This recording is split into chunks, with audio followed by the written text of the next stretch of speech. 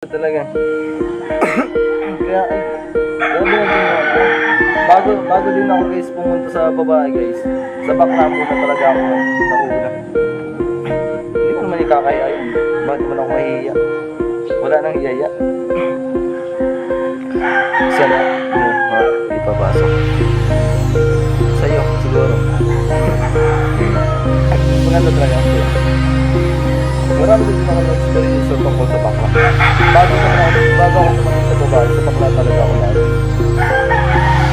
Tapos yung nakasubong ako dyan sa bakla, siguro parang gusto ko araw-arawin. Ligo, kailangan na. Mamaya ba akong alasin na ligo? Mga alasin na ako na ligo. Grabe guys. Sa experience, siguro sa experience lang. Ay grabe, yung pinagdaanan.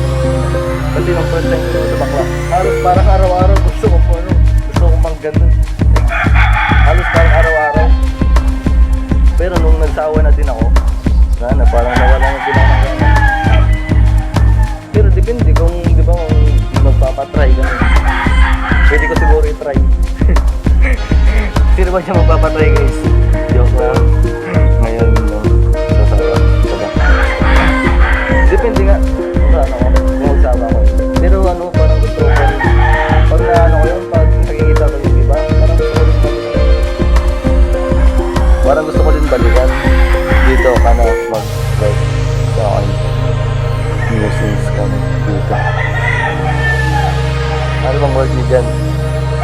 Ako, gabi tama hindi po rin pumapakita ko lang bakla ay bakla oo nga dito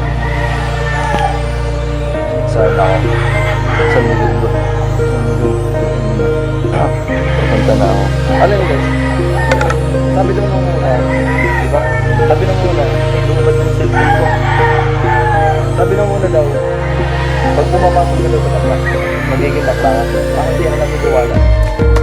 Hindi ako naniniwala kung pumapasok sa bakla, magiging bakla ka. Hindi ako naniniwala. Depende. Hindi naman kasi yun sa lalaki guys.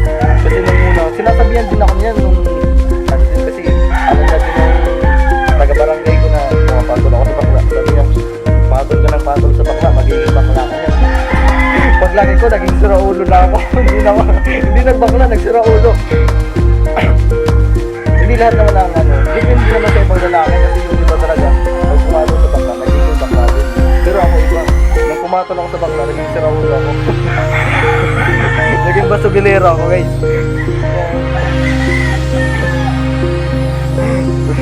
So lang. Hindi ako naging bakla nung pumulap na pumatol ako sa bakla. Hindi ako naging bakla nung pumatol. Nung nagkaedad na ako, naging siraulo ako, nandun sa sa kalsada. Naghahamon lagi ng suntukan. Kaya hindi naman lahat. Siguro, depende naman siguro sa sa lalaki yan. Pag nagpapatol sa bakla tapos magbabakla. Depende naman siguro yan. Siguro, kung nila, kung may lahi silang bakla, gano'n, magbabakla talaga yung yung lalaki pag pumapatol sa bakla. Kung may lahi yung nila, okay yung dasan. Yan. Tama. Oo nga. Guys, depende kasi. What if, diba? May isang bakla tapos ako may lahi din tawag dito, may lahi din bakla gano'n, kunwari ako may lahi din bakla tapos pumatol ako sa bakla magiging bakla din yun ako pumatol ko kasi hindi naman lahat kasi nalalaki pag pumapatol sa bakla pero nakakansin na din ako guys katulad ko din lalaki talaga talaga sa amin sabi ko grabe ka pugi guys. Pugi pa sa pugi talaga. Ano nga daw kasi tinanong yung pangalan ko sa kaibigan ko, tinanong yung pangalan ko. Tapos sinabihan ko siya. Sabi ko na kung lalaki ka naman, ba't naman magkakaroon sa lalaki ka? Ganun pala, hindi lang niya pinapahalata hindi niya pinapahalata sa magulang, kaya napakla siya. Kaya pag tingnan siya parang talaga maangas, pero pagka Barbie na lang guys. Pugi pa naman sayang yung pagkapugi.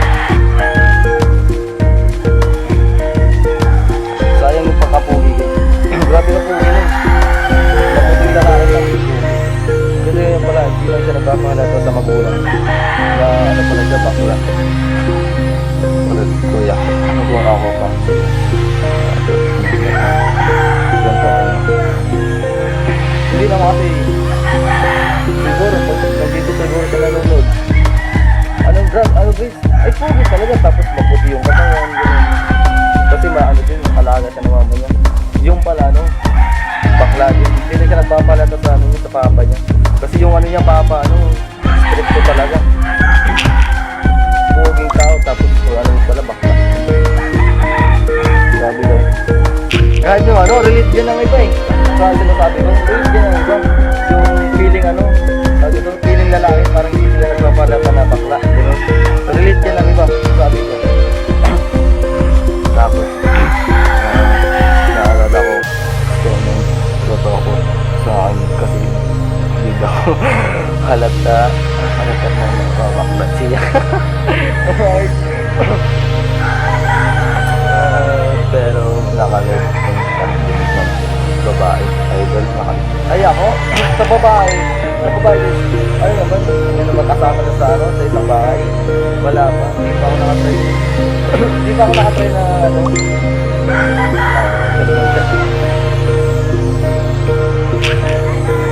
nakalibin na ako ng babae. Wala pa. Wala pa, hindi pa ako nakalibin ng babae, nakasama ko yan sa isang bahay. Wala pa. Hindi pa ako pinapayagan ng mama ko. Meron nga akong kilala na pumapatol. Ako nga yung karamihan din. Minsan na hindi daw pumapatol. Pero pag malalaman mo din sa bakla, malalaman mo dito sa bakla eh. Rock na ano ko din. Yung pinsan ko, ay yung kuya ko. Yung dito, baka nanonood si kuya. Yung kuya ko guys, sabi ko na muna. Kasi alam niya nga na ano, sabi doon, namabakla nga ako. Ano, mamabakla pa siya. Ganun. So yung bakla na ano, yung bakla na ginalaw niya, ginagalaw na din ako nun. Ginagalaw ako na din. Sabi ng kuya ko nun, sabi ng kuya ko, baka nanonood si kuya. Mag-react yung pag ano, guys. Ay nanonood yung kuya ko, mag-react yung dito. Sabi ng kuya ko, ay hindi na ako mag-react pumapagod sa mga ano.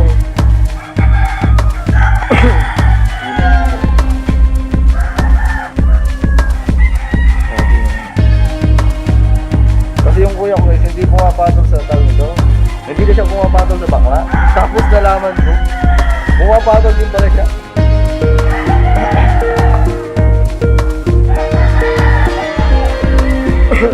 Yung bakla na ano niya, yung bakla na nagalaw niya, nagalaw ka rin.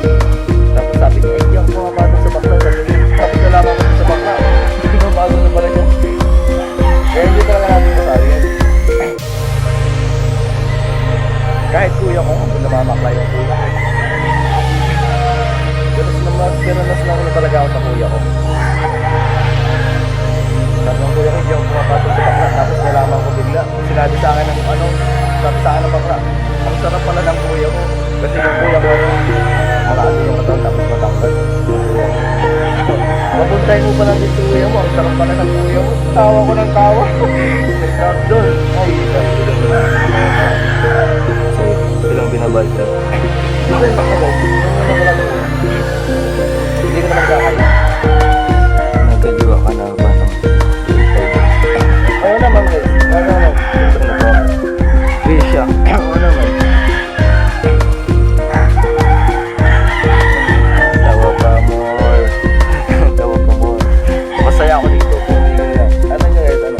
Pati yung kuya ko. Simula sa pangalan na lalaki. Pangalawa. Kasi pangatlo ako sa lalaki na yun. Pangatlo ako. Tapos yung pinsang ko binigyan.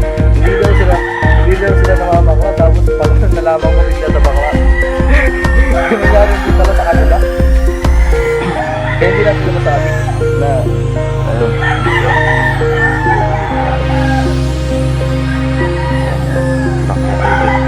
na ako nangyari sa bakla. Sanay na ako sa bakla. Sanay na ako. Sabi ko po, kumain si Paul. Si Paul, napandak. Ako, alam mo, paano mga hakit sila. Anyway, kahit nga minsan, pag ano, pag gusto ko din naman ng bakla, ako mismo yung nag-aakit sa kanila. Okay. Ako din mismo yung, nung first time ko talaga guys, kahit ayaw na ng bakla, ako pa yung pupilit. Totoo yung sinasabi ko yung mga sino. Ayaw na ng bakla, pero ako gusto ko ba?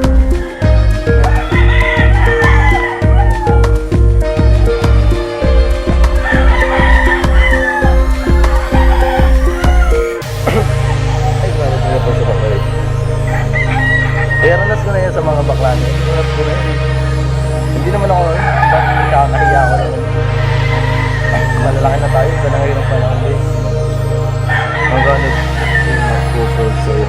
Oo, pero sa akin, anong bata pa talaga ako guys? Wala pa ako sa mga isip ng mga ganyan-ganyan, magbabayad ng bata pa ako. Wala sa isip yung magbabayad ako. Ang gusto ko ano, makaparaos ako, okay na yun. Makaparaos lang ako dun sa muna, okay na yun. Mahal ko lang.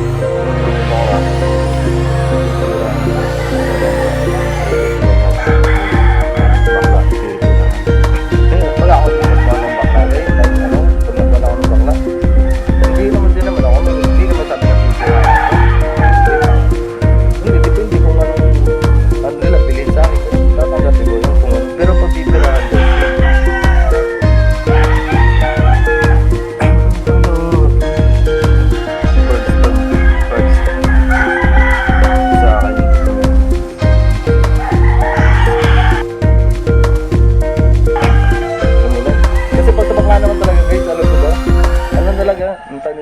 hindi naman talaga ako yung gumagalaw eh.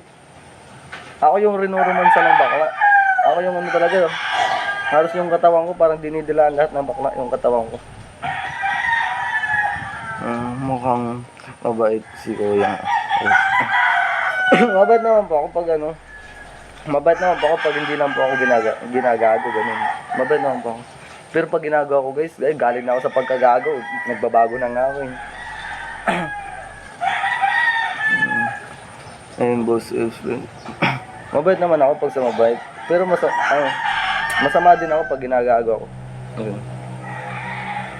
Kahit sinong tao ayaw magpagago, di ba? May tattoo lang ako guys, pero hindi ako masamang tao.